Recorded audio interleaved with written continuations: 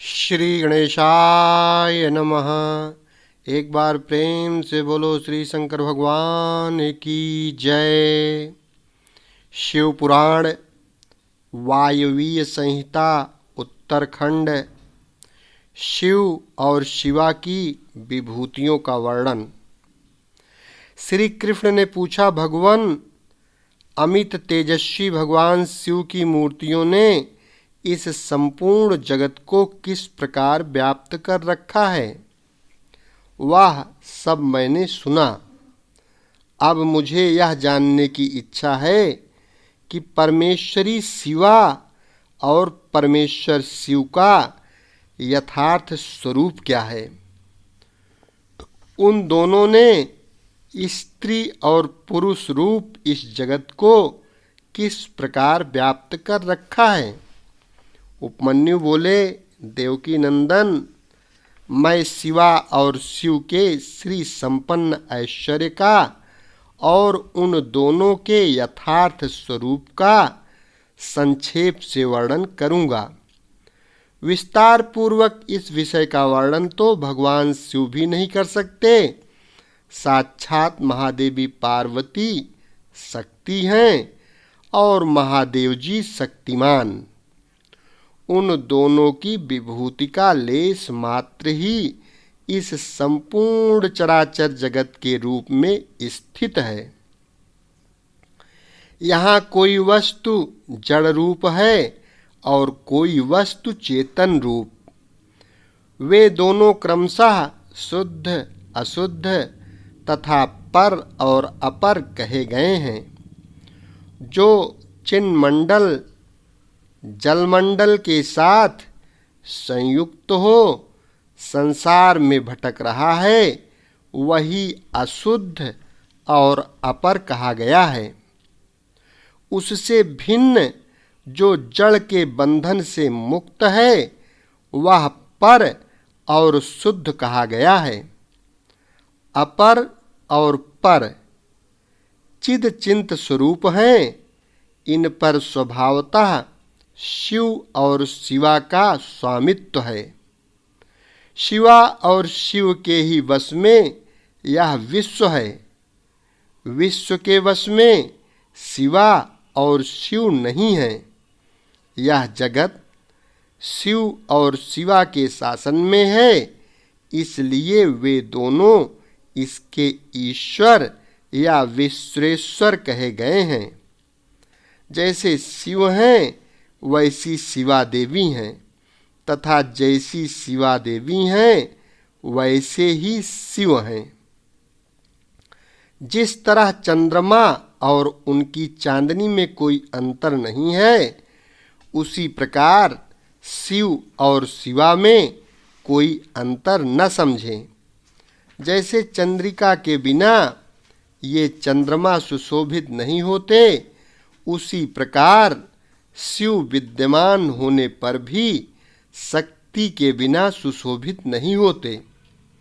जैसे ये सूर्यदेव कभी प्रभा के बिना नहीं रहते और प्रभा भी उन सूर्यदेव के बिना नहीं रहती, निरंतर उनके आश्रय ही रहती हैं, उसी प्रकार शक्ति और शक्तिमान को सदा एक दूसरे की अपेक्षा होती है।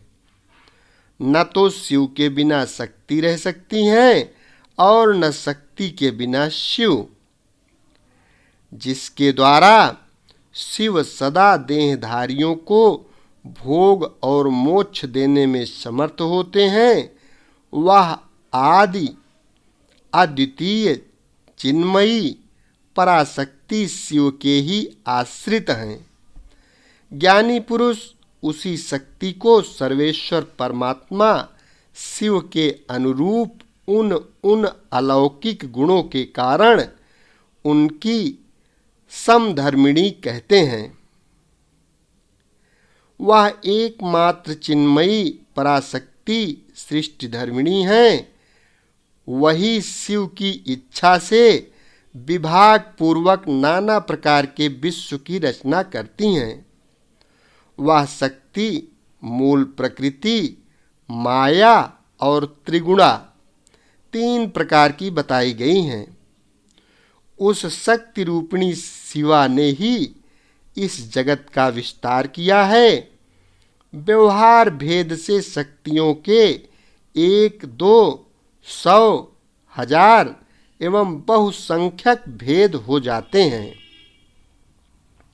शिव की इच्छा से पराशक्ति शिव तत्व के साथ एकता को प्राप्त होती है। तब से कल्प के आदि में उसी प्रकार सृष्टि का प्रादुर्भाव होता है, जैसे तिल से तेल का। तदनंतर शक्तिमान से शक्ति में क्रियामयी शक्ति प्रकट होती हैं। उनके विक्षुब्ध होने पर आदिकाल में पहले नाद की उत्पत्ति हुई, फिर नाद से बिंदु का प्राकट्य हुआ और बिंदु से सदाशिव देव का। उन सदाशिव से महेश्वर प्रकट हुए और महेश्वर से शुद्ध विद्या, वह वाणी की ईश्वरी हैं। इस प्रकार त्रिशूलधारी महेश्वर से बागीश्वरी नामक शक्ति का प्रादुर्भाव हुआ, जो वर्णों यानी अक्षरों के रूप में विस्तार को प्राप्त होती हैं और मातृका कहलाती हैं। तदनंतर अनंत के समावेश से माया ने काल, नियत, कला और विद्या की सृष्टि की। कला से राहु तथा पुरुष हुए। फिर माया से ही त्रिगुणात्मिका अव्यक्त प्रकृति हुई। उस त्रिगुणात्मक अव्यक्त से तीनों गुण पृथक पृथक प्रकट हुए। उनके नाम हैं सत्व, रज और तम। इनसे यह संपूर्ण जगत व्याप्त है। गुणों में क्षोभ होने पर उनसे गुणेश नामक 3 मूर्तियां प्रकट हुईं। साथ ही महत आदि तत्वों का क्रमशः प्रादुर्भाव हुआ। उन्हीं से शिव की आज्ञा के अनुसार असंख्य अंड पिंड प्रकट होते हैं, जो अनंत आदि विद्येश्वर चक्रवर्तियों से अधिष्ठित हैं। शरीरांतर के भेद से शक्ति के बहुत से भेद कहे गए हैं। स्थूल और सूक्ष्म के भेद से उनके अनेक रूप जानने चाहिए। रुद्र की शक्ति रौद्री, विष्णु की शक्ति वैष्णवी, ब्रह्मा की ब्राह्मणी और इंद्र की इंद्राणी कहलाती हैं। यहाँ बहुत कहने से क्या लाभ।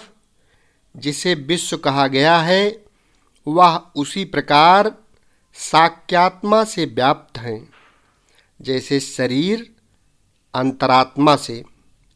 अतः संपूर्ण अष्टावर जंगम रूप जगत शक्तिमय है।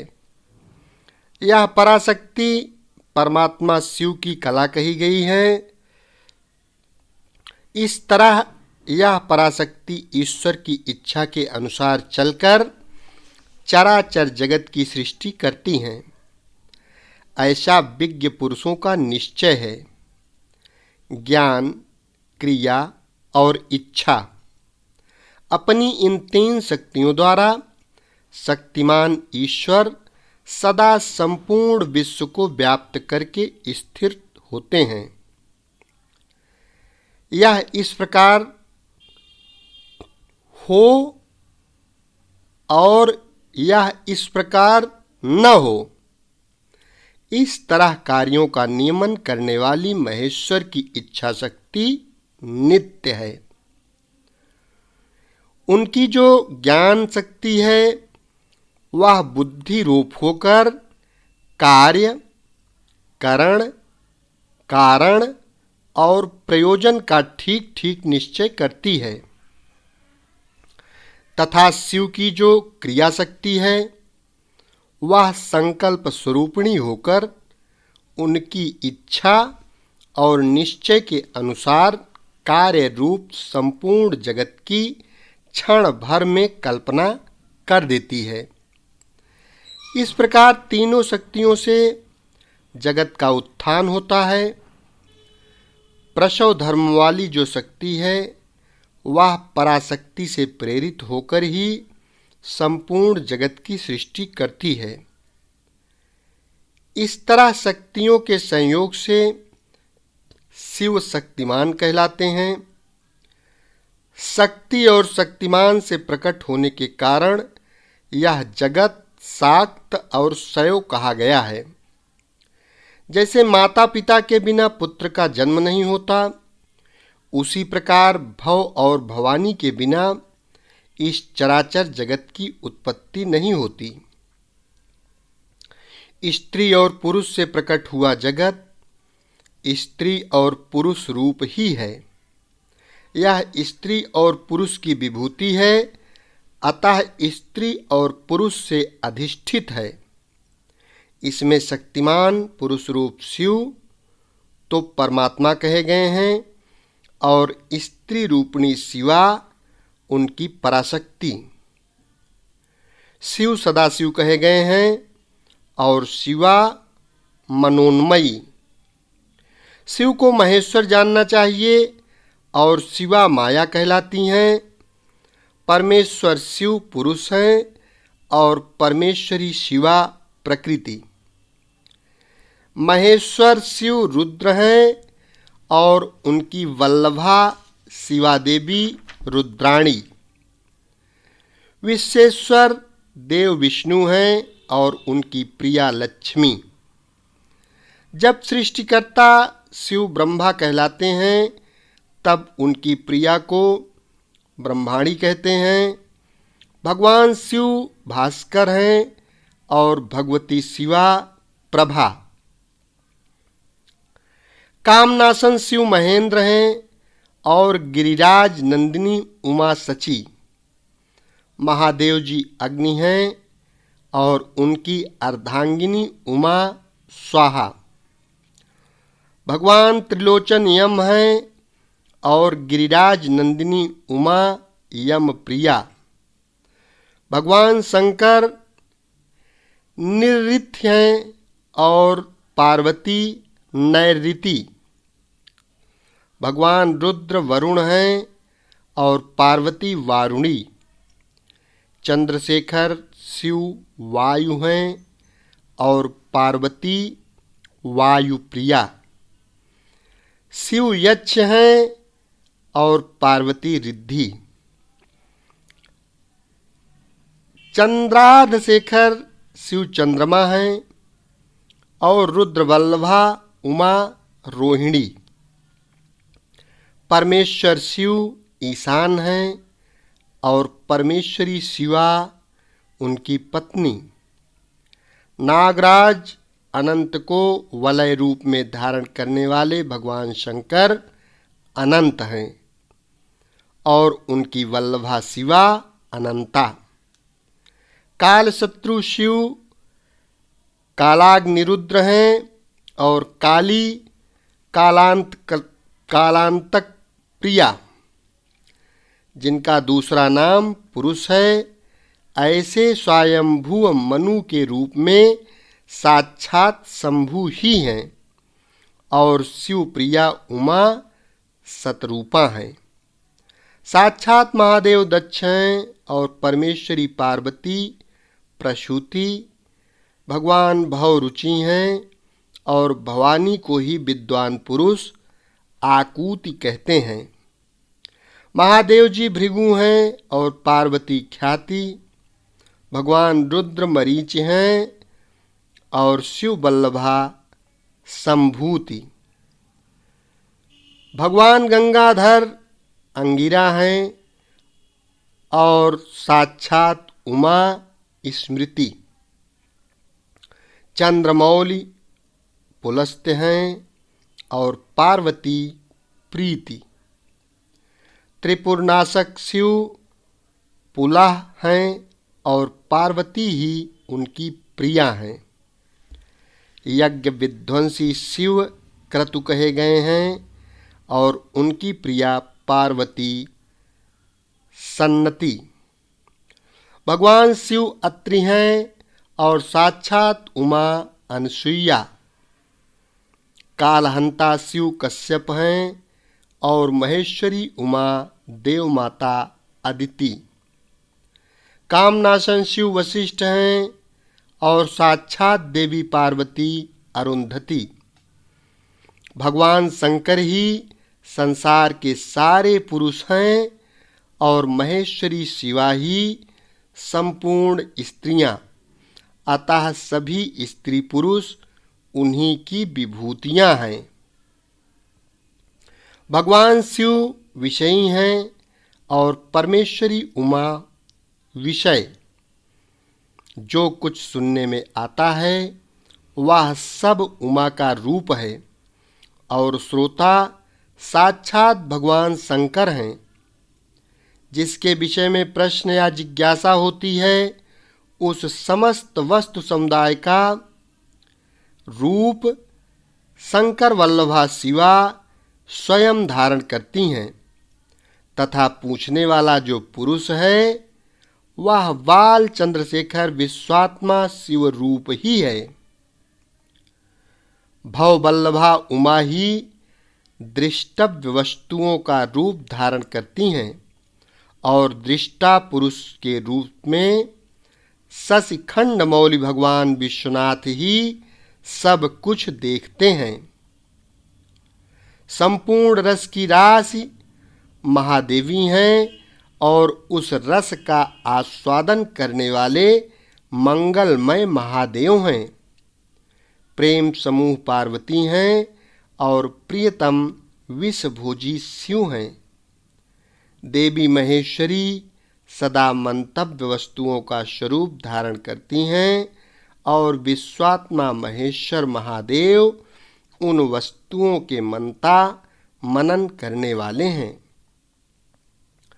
भव वल्लभा पार्वती बोद्धव्य यानी जानने योग्य वस्तुओं का स्वरूप धारण करते हैं और शिशु शशिशेखर भगवान महादेव ही उन वस्तुओं के ज्ञाता हैं। सामर्थ्यशाली भगवान पिनाकी संपूर्ण प्राणियों के प्राण हैं और सबके प्राणों की स्थिति जल रूपिणी माता पार्वती हैं।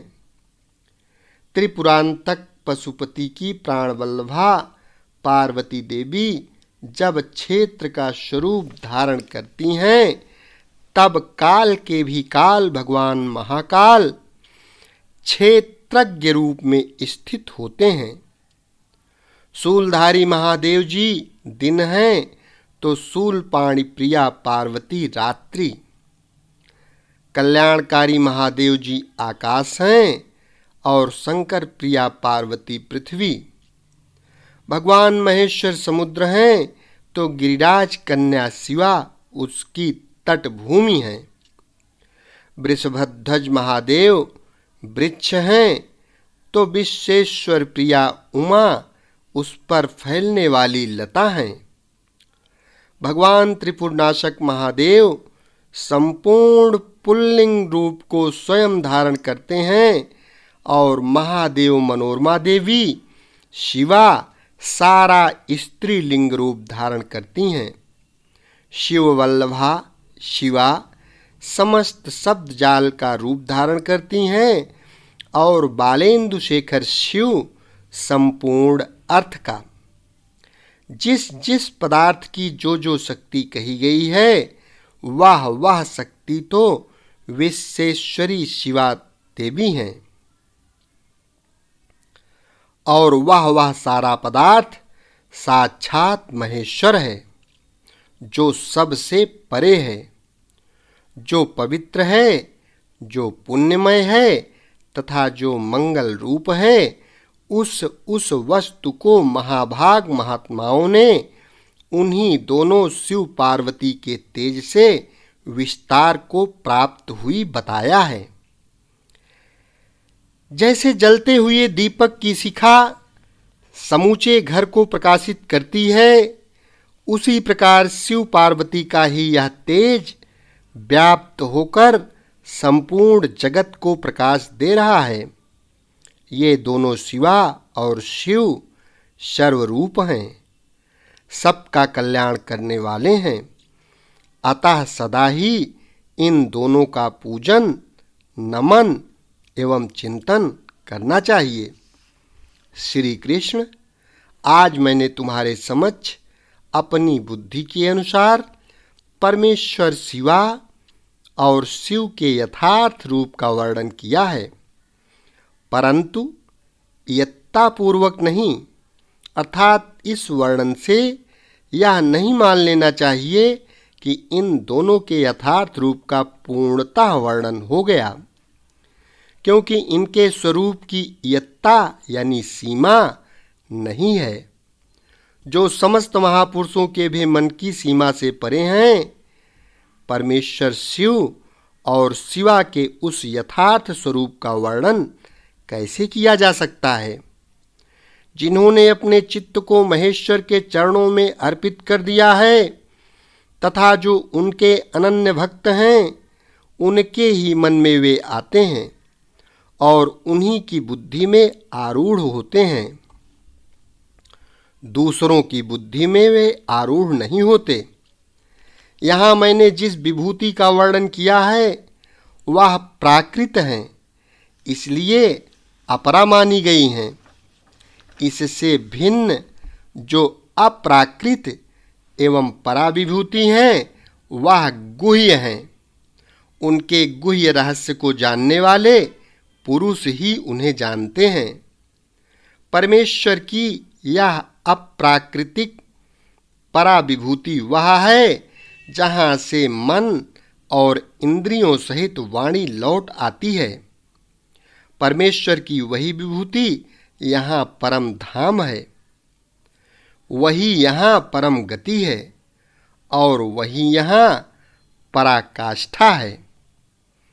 जो अपने श्वास और इंद्रियों पर विजय पा चुके हैं, वे योगी जन ही उसे पाने का प्रयत्न करते हैं। शिवा और शिव की यह विभूति संसार रूपी विषधर सर्प के डसने से मृत्यु के अधीन हुए मानवों के लिए संजीवनी औषधि है। इसे जानने वाला पुरुष किसी से भी भयभीत नहीं होता। जो इस परा और अपरा विभूति को ठीक ठीक जान लेता है, वह अपरा विभूति को लांघ कर परा विभूति का अनुभव करने लगता है। श्री कृष्ण, यह तुमसे परमात्मा शिव और पार्वती के यथार्थ स्वरूप का गोपनीय होने पर भी वर्णन किया गया है।